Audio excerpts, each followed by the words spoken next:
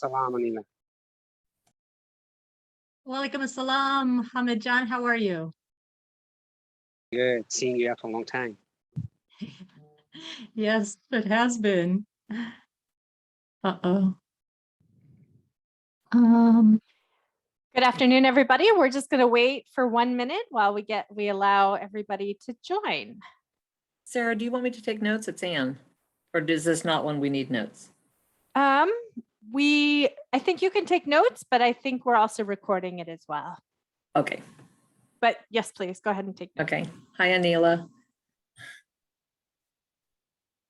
Hello, Anne. Sorry, had to find the unmute button. I did send you the notes from the other meeting. I know you're busy. Yes.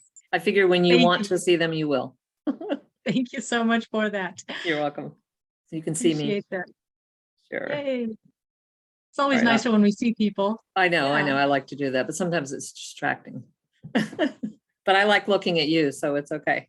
And Sarah, I like when Sarah talks. So I'll put myself off of my face.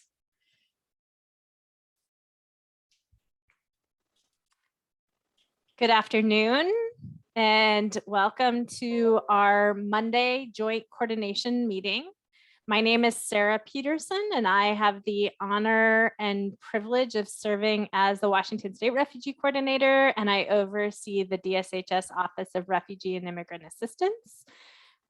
Since about September, the DSHS has been partnering with the Muslim Association of Puget Sound, American Muslim Empowerment Network, to coordinate our state's joint response on welcoming Afghan arrivals.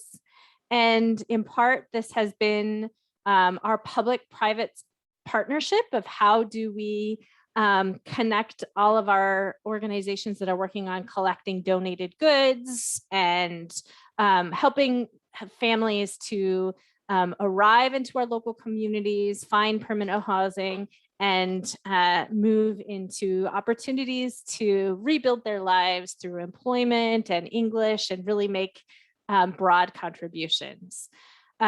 We have been really excited to partner with Aneelah Afzali, the Executive Director of MAPS Amen.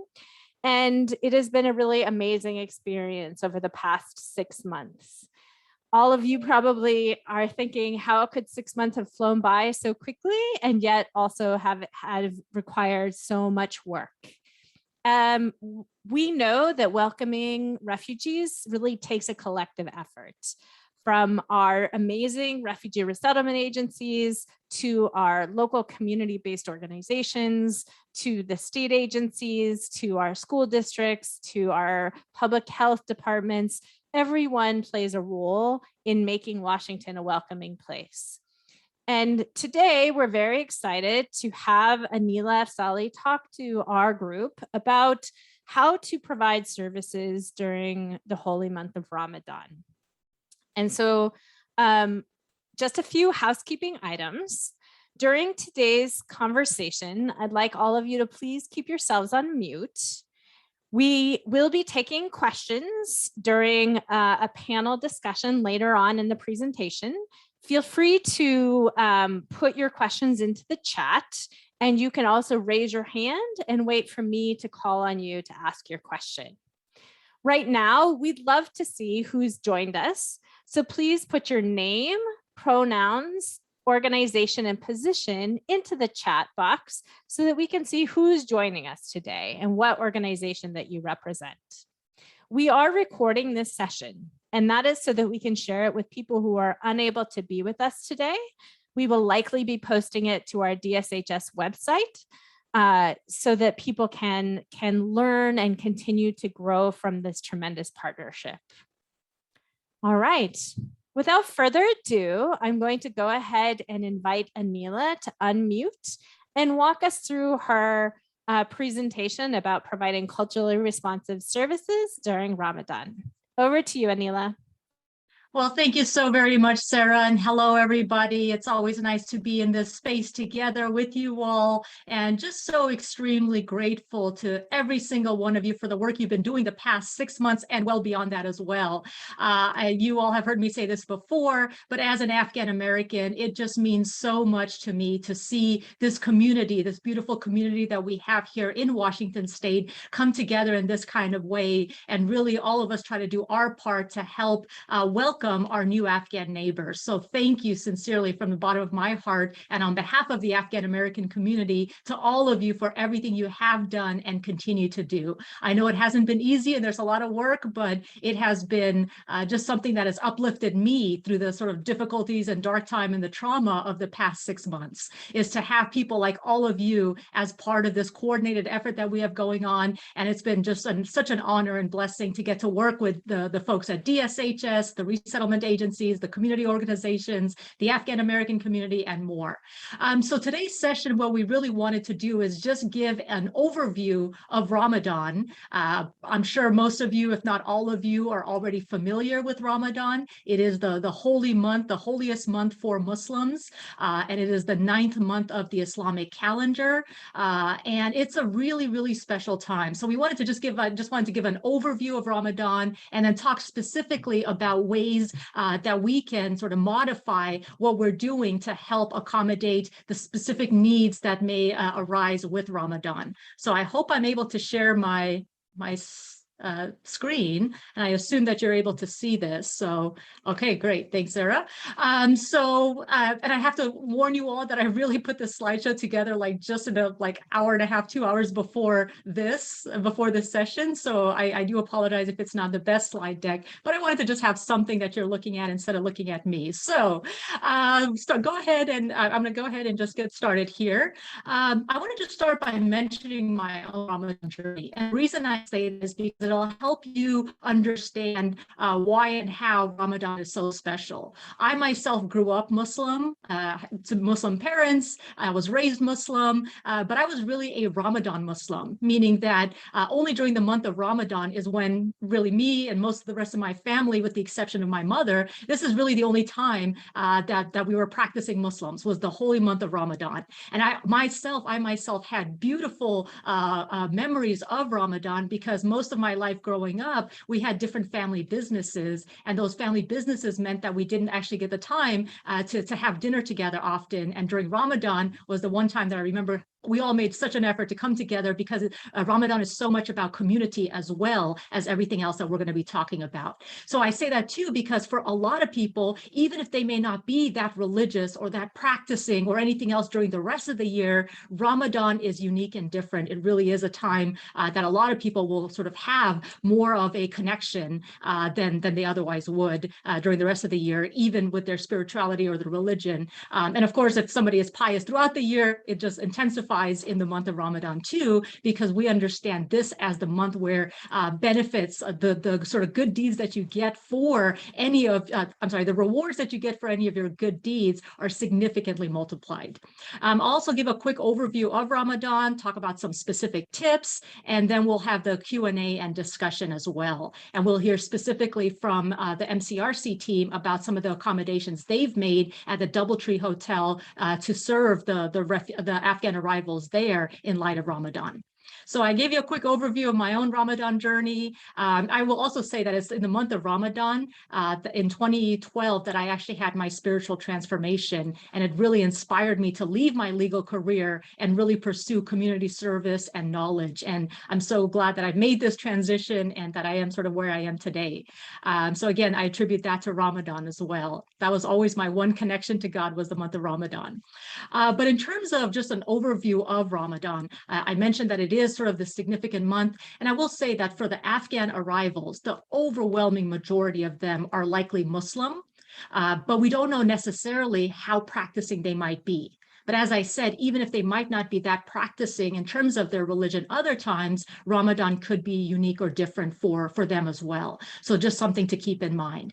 And for the month of Ramadan, it is a month of fasting. It is fasting that is prescribed in the Quran, that is specifically mandated in the Quran. And the Quran even tells us sort of as it was prescribed for those before you, meaning others of the Abrahamic faith traditions as well fasted. We know from the Bible, for example, Jesus and Moses, peace be upon them both, they also fasted as well. So the fast for Muslims during the month of Ramadan really is from dawn to sunset. Now, a lot of people think it's sort of sunrise to sunset. It's actually not, it's dawn, which means it's a little bit earlier than sunrise even. And there are so many different benefits from fasting that Muslims achieve through this month, this special month.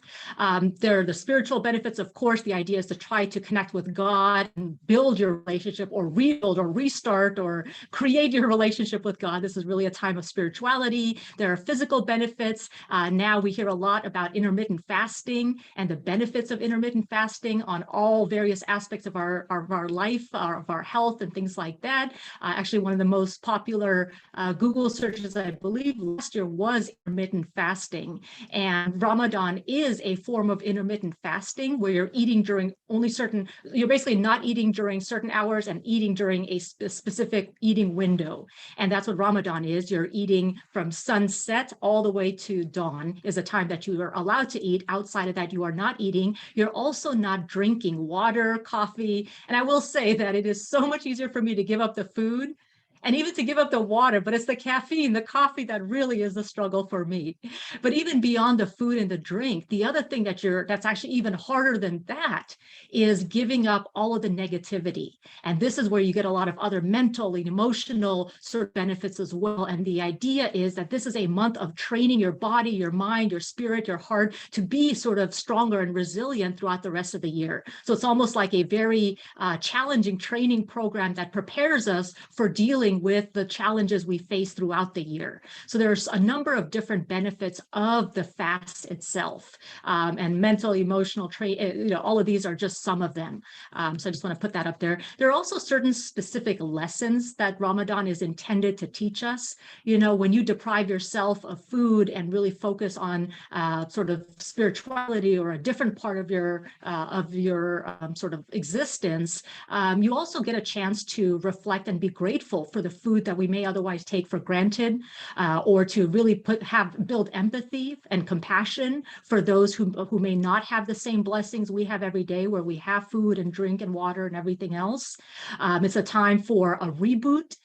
This was always, for example, even before my spiritual transformation, Ramadan was my reboot. And my friends knew that Ramadan is the month that they kind of leave me alone and let me sort of have my spiritual detox and reflection and reboot and everything else. It is a time for community and family and coming together. And we'll talk about specifically what that means for the Afghan refugees. It's a way to learn self-control and self-discipline as well, to really sort of strengthen our resolve, our resilience, our ability to sort of test our character. And the character test specifically comes with that even harder burden that I mentioned, excuse me, specifically the challenge that's even harder than giving up food and drink.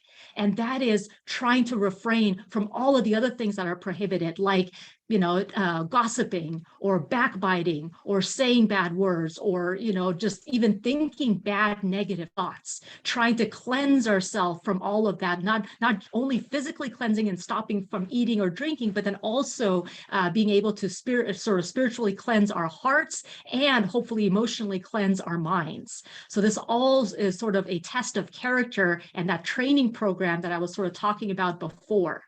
And the idea is also to build a better balance, harmony, because oftentimes we get so caught up in life and we sort of may value what's going on in our day-to-day sort of earthly existence more than what Ramadan is intended to teach us, which is to think higher than that. at a higher spiritual level.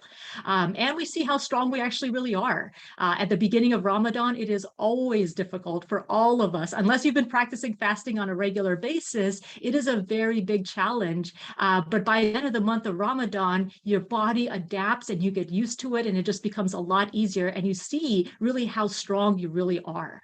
And I put on here that it's also an opportunity to fast not only from food and drink and negative thoughts and negative actions or behaviors, but also certain things like maybe take a break from social media or the news if it's too negative, or anything else that might have a negative impact in your life, and really take this as an opportunity for Muslims to reboot and reconnect. And non-Muslims have also shared before and this is one article by Victoria Golding, who kind of talked about what she learned in the process of fasting during the month of Ramadan. And there are many non-Muslims who have fasted in sort of solidarity or just to get a feel for what it's like, even if it's just one day. Of course, we're not saying you should be doing that, but I'm just saying that there really are benefits for everybody. And this is, again, even outside of the religious context, there is just sort of physical benefits with intermittent fasting that are studied, and you can look at the research on that if you choose to. But there is a variety of lessons in the month of Ramadan. But let's get into the nitty-gritty. So for this month, this is the thing with Ramadan, or I should say all of sort of the Islamic holidays and calendar, it's based on the lunar system. So the lunar system is a little bit different from our sort of Gregorian calendar. And that means that it changes every year. It changes by about 10, 11 days or so. So this is why we always sort of don't know exactly when, and there has to be a moon sighting or different ways of calculating the start of the specific months and the end. So right now, roughly, it's estimated that the first day of Ramadan, the first day of fasting, I should say, is expected to be Saturday, April 2nd. And in the Islamic calendar, everything starts on the evening at sunset, similar to the Jewish calendar, for instance. So Ramadan would actually start at sunset on Friday, April 1st. And one of the things that happens during the month of Ramadan is there are extra prayers at night. So these special, unique Ramadan prayers that happen late at night, they actually start that Friday. If Ramadan is the first day is going to be April 2nd on Saturday, those prayers would actually start the night before Friday, April 1st. So that's why I have the asterisks there. And the last day of Ramadan this year is expected to be Sunday, May 1st. And after the month of Ramadan, there is a 3-day holiday. It's the biggest celebration, one of the 2 big celebrations in the Islamic calendar. And this is Eid, which is celebration. And this is time of festivity, exchanging gifts, getting all dressed up, and really celebrating this communal and individual personal accomplishment of having completed the month of Ramadan, the month of fasting. And I put on here the fast times. It's roughly starting the dawn time. It's going to change every day because, again, it goes with the cycle cycles. It's going to change, but it starts at dawn. So every day of Ramadan, it's going to be slightly different, but roughly about 5:15 in the beginning of Ramadan, and the fast is going to end on the first day of Ramadan around 7:45 p.m., which is sunset time. I will tell you, in the month of Ramadan, Muslims can tell you exactly what time sunset is usually, just because those are those moments that you're counting down to being able to break your fast as well. And with this sort of schedule, what this really means is that Muslims, again, if they are fasting, not everybody fasts. That's one thing to keep in mind as well. There are exceptions for people who are not healthy enough to fast, for people who are too young to fast, if they haven't hit puberty yet, for instance, or women on their cycle during menstruation, they are also excused from fasting, so they will not be fasting. So you shouldn't necessarily ask people, are you fasting, or nor should you assume that they are fasting, but we should be prepared to accommodate the needs of those who are fasting. And what this means is that people, Muslims, while they're fasting, when they break actually, let me start back. They will likely have a meal, a pre-dawn meal. So this would be around, before 5:15 a.m. or whatever time the dawn schedule is for the day. They will have a pre-dawn meal to kind of sustain them through the fast. And it is highly recommended. It's actually part of of a religious, you get rewards for having something at least, even if it's a drink of water or something. I'll tell you, I will be having my coffee at that time. So have something beforehand, with some meal or something, and then they will have the whole day of fasting. And that again means no food, no water, no coffee, none of that, up until the time of sunset. So at the time of sunset, there is a breaking of the fast that happens usually with a date. Dates are highly recommended for breaking fast. And usually people will have some kind of cooling liquid, either milk or even just water. But that's usually what it is breaking the fast and maybe having some little finger food, little appetizer. And then after that, there's a break for prayer. And then when people return from prayer, that's really when they eat a sort of a bigger meal, an actual meal post having broken their fast. And then after that, later in the evening, they could eat again. People will have different schedules around when they'll eat, how much they'll eat. It really varies by person, but generally speaking, you have essentially the 3 meals, but they're kind of spread differently, and they happen during the night, which also is a time of additional prayers. I mentioned the special prayers that happen during the month of Ramadan alone. They're called Tarawih prayers. They're held at the mosque, and people may want to go to the mosque for those special prayers that only occur during the month of Ramadan. So a lot of people like to partake in that, and they're congregational prayers. And there's an additional final 10 days of the month of Ramadan are extra holy, extra special days. It's your last chance to get in as many good deeds as you can. So people will try to take advantage of that time in particular to do even more additional prayers. So there's another late night session. So for example, at the Muslim Association of Puget Sound, we usually have our Tarawih, the special Ramadan prayers, like around 11 p.m., 10:30, 11 p.m. And then there will be additional, for the final 10 days of the month of Ramadan, there are additional prayers at sometime like 1:30 a.m. And I say this because this gives you a sense of what the schedule is. You can imagine the sleep schedule is modified or changed significantly with Ramadan and with the fast during the day. In fact, people are encouraged to take a nap in the afternoon. And then, of course, we have a regular daily prayer schedule as well that happens during the day, and these additional prayers happening at night. So this really has a big impact on people's schedules. So keep in mind, people will be tired during the day, perhaps. They may not have their caffeine. They may be low on energy. They may, or they may not. But just to keep that in mind, and rearranging any kind of food distribution or things like that to accommodate this specific schedule. So some of the specific tips that I'll offer here is, you can acknowledge Ramadan. It's such a special time. As much as these difficulties or these, I should say, this restraint that we're supposed to practice of not eating or drinking, as challenging as it is, I will tell you, as a Muslim, if you ask most practicing Muslims, Ramadan is their favorite time of year. So it really is a time of celebration, a time of community, a time of I get excited. I get giddy, kind of like people get giddy for Christmas, right? Little kids get giddy for Christmas sometimes. That's how I feel about Ramadan arriving. And many people are very sad when Ramadan is ending as well. So acknowledging Ramadan, you can say Ramadan Kareem or Ramadan Mubarak. Both of those are acceptable greetings. Or if you just want to say Happy Ramadan, you can say that as well.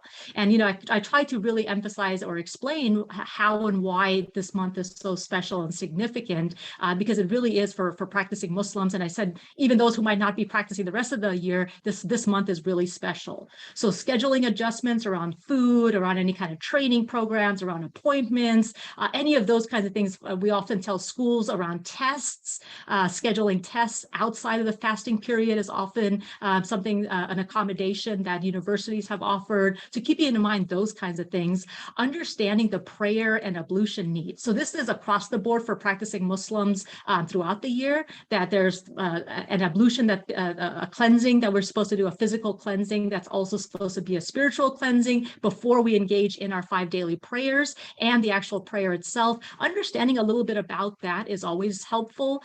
Just simple things like knowing that if somebody is in prayer, in the middle of prayer, they're not going to talk to you. So if you ask a question, that they may not answer until they're done. It's always respectful to not walk in front of somebody who's in the middle of prayer.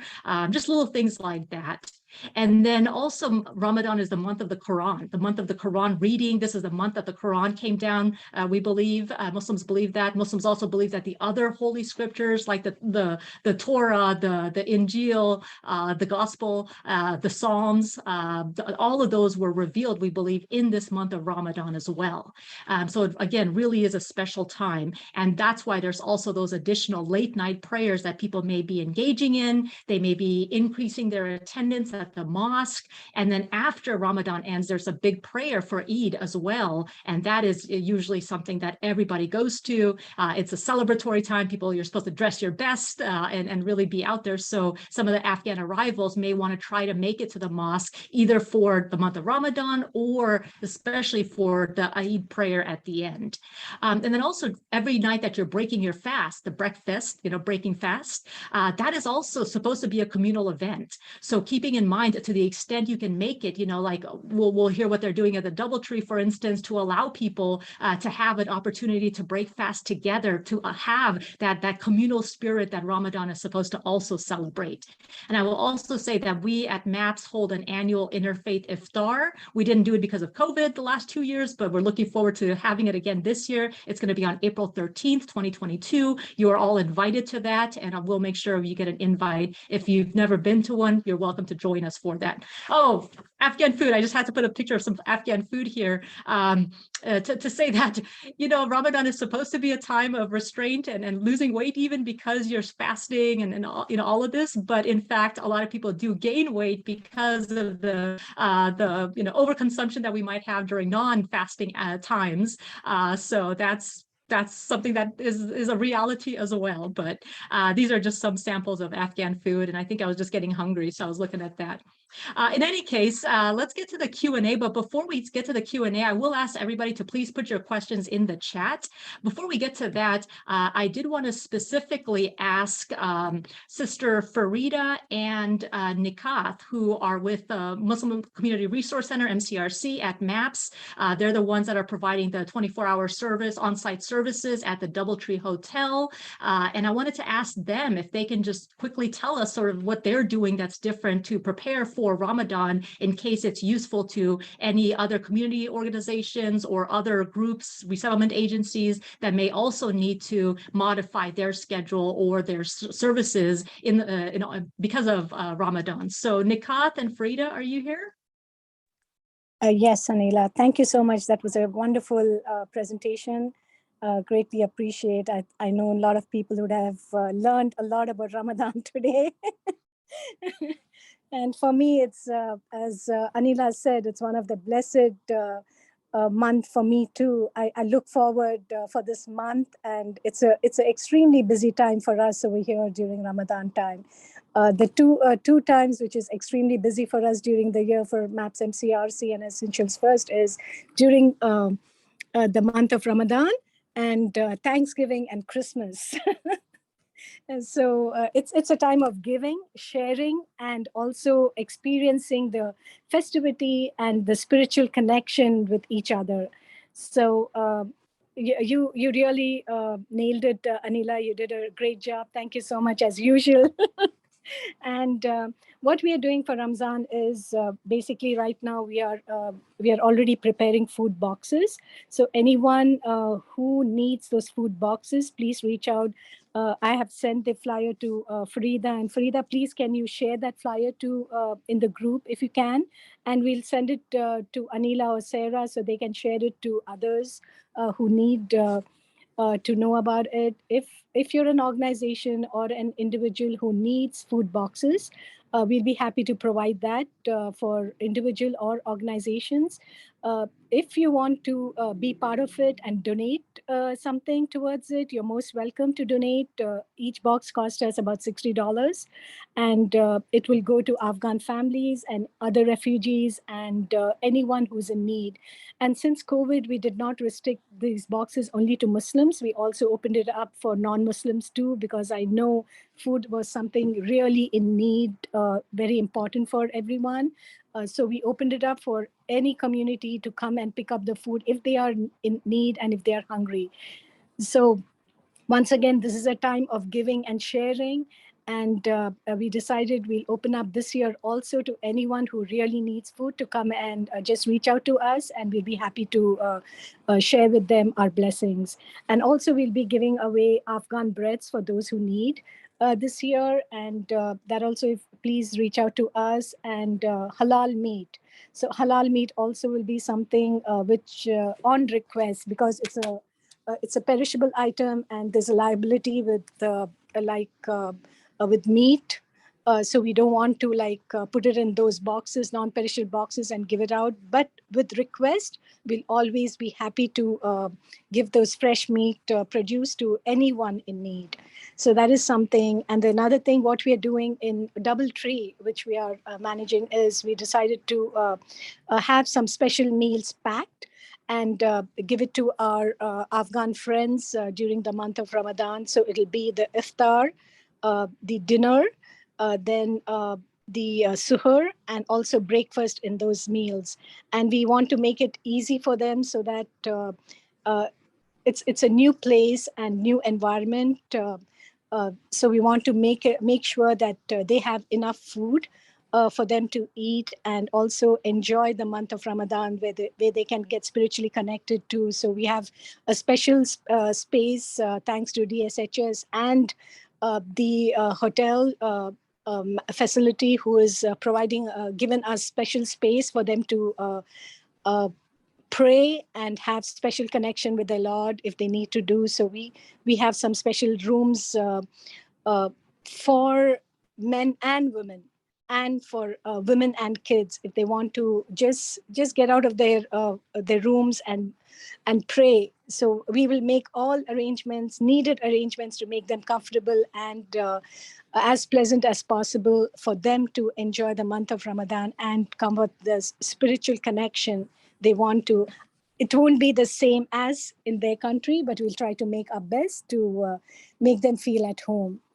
If you guys want to get involved in any way by donating any of the meals or anything, please you can always reach out to us, and we will talk to the DSHS and see if that is possible. And because Ramzan, a lot of people want to share meals from their part of the country, and I know Aneelah, you can talk about it a little bit, how we do it in the mosque, right?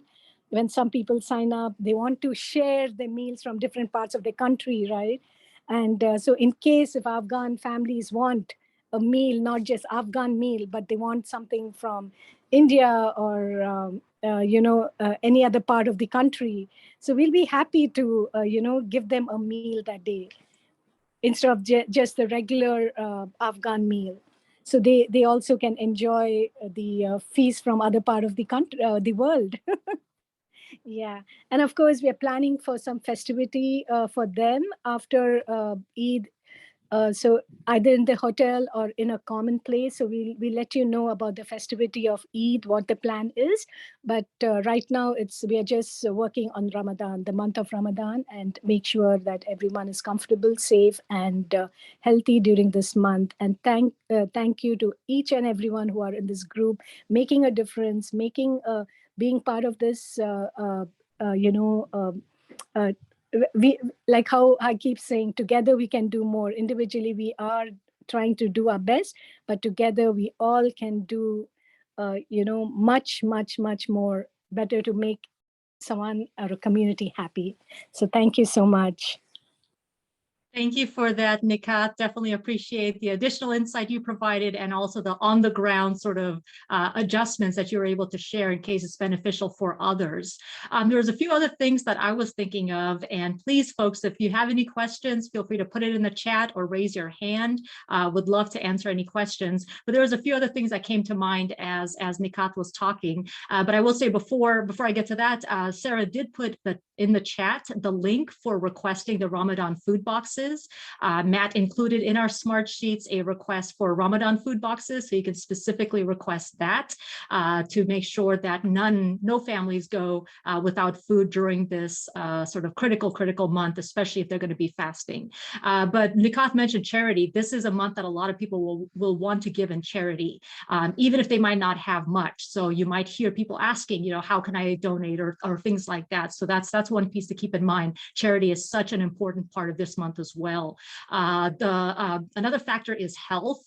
In the food that we're eating, we're supposed to, of course, be health conscious too, and then also keep in mind things like too much sodium or salt could make you thirsty. And if you're already going to be not drinking enough water, that could be a challenge. And also just making sure there is enough water and easy access to water so that people could drink immediately after breaking the fast, and also throughout the time that they are not fasting, that they have water. Another thing, as part of the connection to God, or that process, there is an emphasis on repenting to God and seeking forgiveness from God. And as part of that, people may be crying.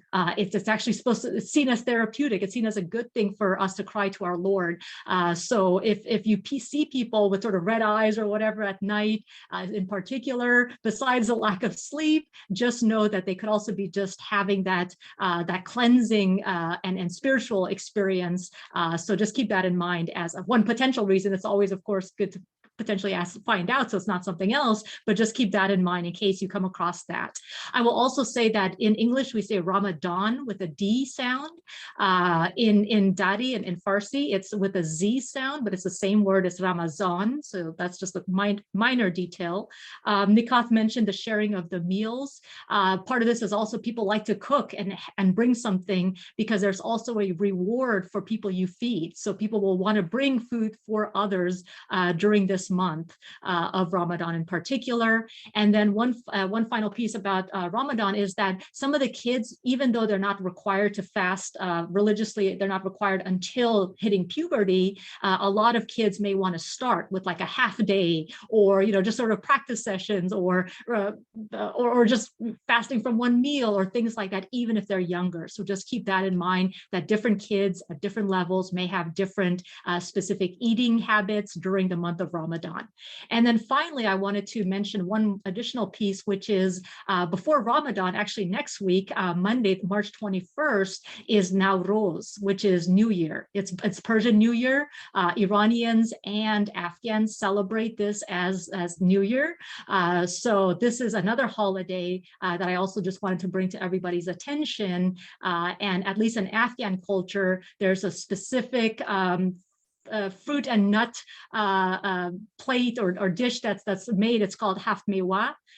So that's something specific that for Afghans, I remember growing up, that's something that we would specifically enjoy in celebration of New Year. It could also be just, again, a time to say Happy New Year. You could say Nowruz Mubarak, if you choose to, but basically just Happy New Year is something that is said also on sort of that March 21st timeframe. And I believe Manaz John is here as well, who can maybe also share about Nowruz with Persian culture too. So just a heads up that that's also coming up next week.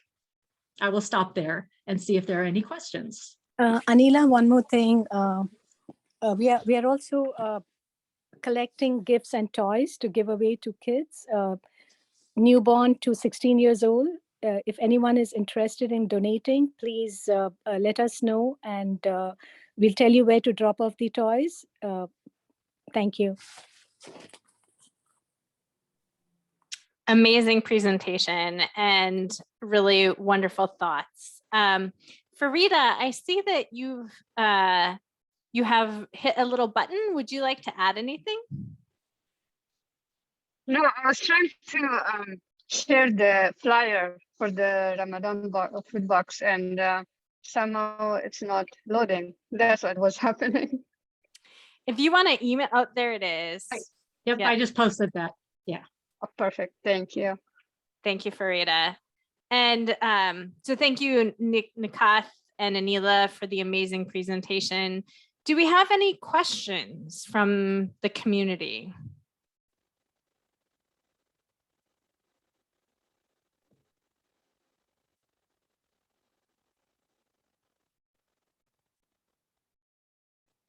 Manaz has a question. Go ahead. I actually have a comment. Thank you so much, Aneelah and the other colleague for providing such a great overview of Ramadan. But what I wanted to say is that, after listening to everything that she said and everything that I know about Ramadan, And if you compare it to Christmas, I mean, the only difference is that Muslims fast, but there is the togetherness, helping others, charity, and cleansing, and all that, and the prayers that we are getting us closer, spirituality. There's so much in common that we all have with respect to religion, and whether we are from any part of the world, that we all need to celebrate. Just a comment. Manaz, I think that's brilliant. And I was thinking of the same thing as well, how similar the religious traditions are, and how it is about humanity and having deep connections to our friends. Aneelah, you were going to say something? Yeah, I was also going to thank, excuse me, I was also going to thank Manaz John for that comment, and absolutely agree and say that this is actually especially unique year, because it's the first time in decades where there's such a convergence of so many different religious holidays and various faith traditions celebrating during this time, this sort of time period that we're talking about, that Ramadan is going to be happening. So it's really a wonderful opportunity to learn, exchange, share, participate in each other's traditions, and really uplift us all. So I agree with you, Manaz John, and just, yes, this is the year to do it, if ever. Thank you so much, Aneelah. All right, are there any questions, comments, thoughts, or would anybody else like to share how they're recognizing Ramadan or integrating other religious traditions in the services that you're providing?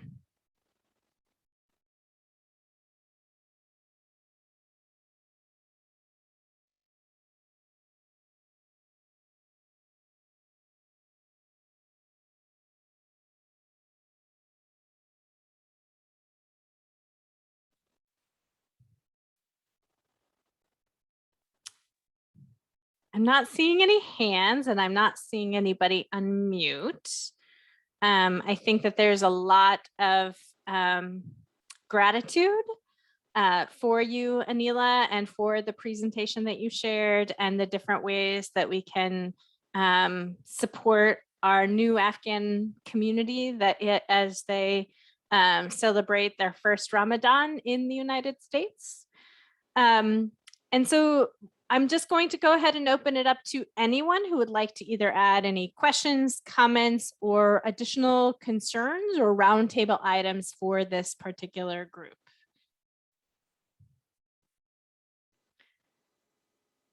And I wonder, Aneelah, if now would be a good time to also promote the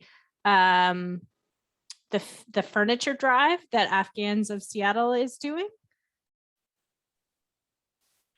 Yeah, actually, I got notice that they did not get enough furniture from that drive, unfortunately. So they don't have enough to be able to invite folks to come pick up. But we are planning, we just right before this meeting had another meeting with Starbucks and YMCA, and now we have Team Rubicon, and the Mission Continues on board as well. And we're going to be holding a large donation drive in the month of June. Specifically, it's going to be for the June 1st through June 10th is going to be a time when we're going to really mass promote a huge donation drive. We're working with Starbucks and the Y to give us space to both collect goods, furniture, household items, anything else we could possibly need, and then also to store it during that time period, process it, sort it, prepare it, with Team Rubicon now on board to help, and the Mission Continues as well. You'll be hearing more info about this, and then really giving both Afghan families and also resettlement agencies and community organizations the opportunity to come and pick up things that they may need or be able to use. And by then, we're hoping that a lot of the Afghans will be in sort of more permanent housing, so they'll have a good sense of exactly what they need, and hopefully we'll be able to get those things and get them delivered. And we're gonna just, it's growing into this massive donation drive. So stay tuned, you'll definitely hear a lot more about that. But that's what we're focusing on, is really preparing for that large donation drive. Thank you, Aneelah. I think that's a really great perspective. And so, I would like to share that. So Team Rubicon is a nonprofit organization that is partnering with Welcome.us and the Department of State to support the resettlement of Afghan arrivals across the country. They are creating these hubs where they're working to do volunteer recruitment and donated goods organizations. So really in many locations, they're helping to find furniture, find donated goods, find things that the families need, and then helping to do the move-ins. We have been partnering both with our national partners as well as on a local relationship to build a hub here in the Western Washington area. And Team Rubicon has officially, in partnership with DSHS, launched the form that I put in the chat, where anyone can request the opportunity to request volunteer services. And so in order to request volunteer services, you would click on the link and complete the form. And then Team Rubicon on the back end would contact you with the available services. Last week, we hosted our 4 guests from the Federal Office of Refugee Resettlement that had been particularly interested in learning more about Team Rubicon, our public health service offices, and our state Afghan placement and assistance initiative. And they were very impressed with the work that Team Rubicon is doing with the International Rescue Committee in collaboration with DSHS, and continue to work towards including all resettlement agencies as well as community-based organizations. So if you are in need of volunteer help or help in terms of recruiting donated goods, please click on this link and fill out the form, and you can request assistance from Team Rubicon. All right, Anne, I think that your hand is raised. Would you like to make a comment or a question? All I wanted to say was, if I, can I say happy Ramadan to anybody, even if they're not celebrating it? I mean, would that be polite or impolite? It would not be impolite. Okay. Even if they're not necessarily fasting or participating religiously, it becomes such a cultural piece as well. So saying that is just an acknowledgement as a cultural sort of connection too. So yes, great question. I just didn't want to be rude. Thank you. Great question, Anne. Thank you. And Nikki, I think that Nikki also put in MAPS MCRC food request. And so I think that you can request food using that tool as well. So Sharon Cohen has a question. She has many household items that she would like to donate. I will be relocating in April. And do we have a place to store items until June? There are 3 potential locations. It's not necessarily clear. Maybe Team Rubicon has some other specific families who might be able to use it, and they might have a different storage place, but I'll mention just 3. I know Afghans of Seattle has their storage facility. They may be able to accept it. And MAPS MCRC has a furniture warehouse, so certainly furniture items they would be able to accept on the east side. And then the clothing shop might be able to take some of the goods as well. That would be Rita with SCM or Pam with SCM Medical Missions as well. Aneelah, is there a central location where we could refer people to? Because I get this question quite a lot, and I'm not necessarily sure where to direct people to, because I think that we need items now, even before the big June drive. So Sharon, to your point, I think we would welcome them now without having to store them for June. Okay. Unfortunately, we still need some of them until we do leave the state of Washington. So the beginning of April, maybe, even to the middle of April, if that's possible, if that would work. I think that there are families. So I will say that there's probably anywhere from 60 to 100 families that are still in temporary housing. And so all of those families will eventually need to find permanent home. Okay. And so there is plenty of need for household items. And I think, and for, especially for furniture and things like that. Okay. So I think that there is still a need regardless of the timing. Okay. Nikki, and I see Nikki and Farida's hands are both raised. So maybe Nikki first and then Farida. Thank you for your question. Thank you. Yes, we'll be happy, MAPS MCRC will be happy to take the furniture donation. So that shouldn't be an issue at all. Oh, okay, thank you. I did fill out a form on your website a few weeks ago, I think. So, and MAPS is in Redmond. Yes. Okay, and I live in Redmond. Our warehouse is in, do you know Marymore Storage? No, I don't. Next to Whole Foods, Redmond Whole yes. Foods. Okay. Yes, Yes, that's where MCRC warehouse is. Yes. Okay, that's very close. Yes. Let us know when you're ready to come and drop off the furniture. We'll be happy to open up our storage warehouse. Wonderful. And work with you. Okay, thank you so much. I definitely will. Thank you so much. You're welcome. And can I add something else, Sarah, to this? We are planning to do a clothing drive for Afghan refugees during the month of June. It's June 18, 10 a.m. to 4 p.m. I'll send out the information later on to you guys.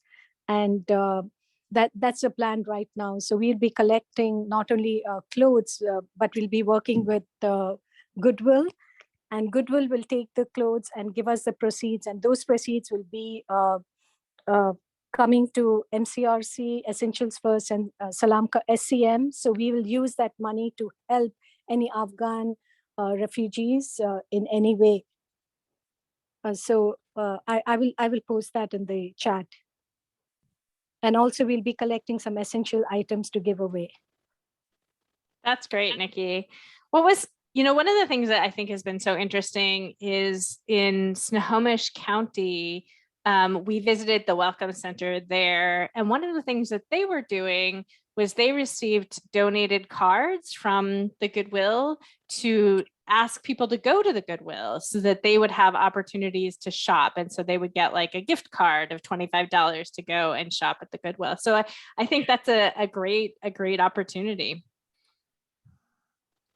So Sarah, actually Essentials First are giving all these $25 gift cards in the Doubletree Hotel to all our Afghan friends who are living there, the clients, and they are going there and purchasing items, like especially during winter, right?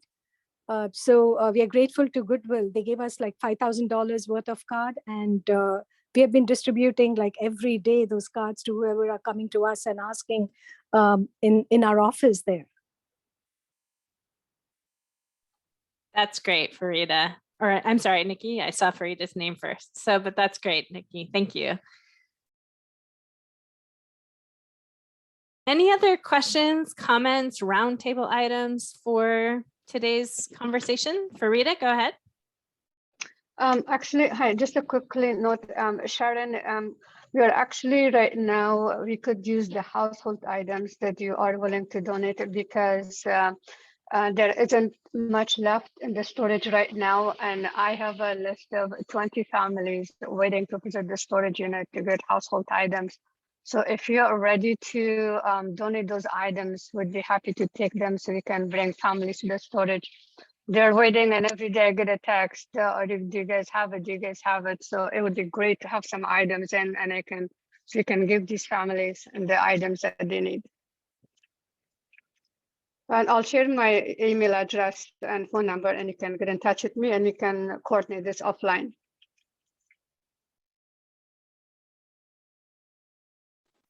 Thank you, Farida. And it looks like there's Nikat posted some information about the clothing drive and some other drives that are going on. Any other questions, comments, or thoughts for today's conversation?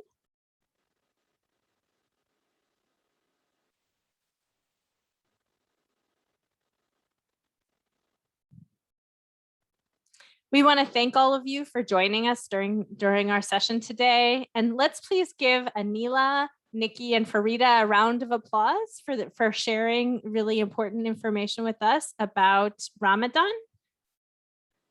We really appreciate your partnership, Aneelah, and value your expertise in sharing with us the cultural and religious importance that Ramadan plays for our Afghan American communities. We'd also like to thank all of the resettlement agencies who have done so much work to welcome our newest Afghan neighbors over the past 6 months. We've welcomed 2,856 people.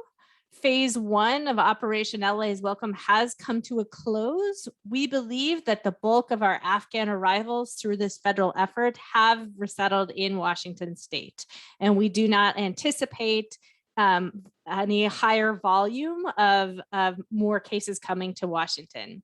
There may be some that come independently or through secondary migration, or a few additional folks that come through the second phase of Operation LA's Welcome. But the vast majority of people have arrived, and now the tough work begins of helping them to find permanent homes and helping them to continue on their pathway of rebuilding their lives in the United States, which is a tough job, and we have to do it together collectively as a community. So thank you for making Washington a welcoming place. We wish you a happy rest of your day and week, and continue the great work.